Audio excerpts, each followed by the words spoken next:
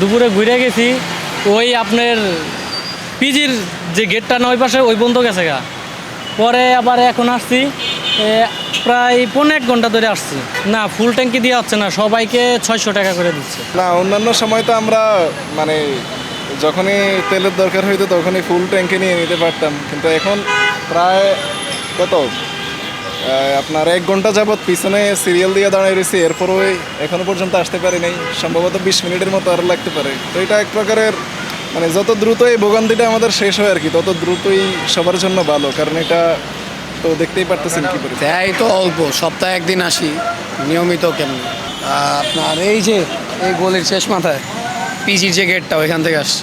ভাই আমি 1টার দিকে লাইনে আসছি, এখন কয়টা বাজতেছে? এখন 5টা বাজতে চলতেছে, এখনও আমি তেল পাইনি, সিরিয়ালে এখনও বসে রয়েছি।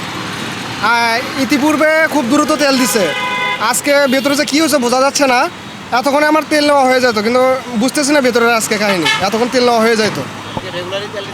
রেগুলার না, আমি ঈদের আগে নিয়েছি, এর মধ্যে আর তেল নিতে হয়নি, আজকে আবার আমাকে নিতে হচ্ছে। কিন্তু আজকের লাইনের পরিবেশটা আগের মতো না, আজকে আরও বেশি হ্যাঁ সময় নিচ্ছে অনেক, মানে গাড়ি আগাইতেছে না এমন অবস্থা, মনে হচ্ছে একটা নজল ছেড়ে রাখছে এমন অবস্থা।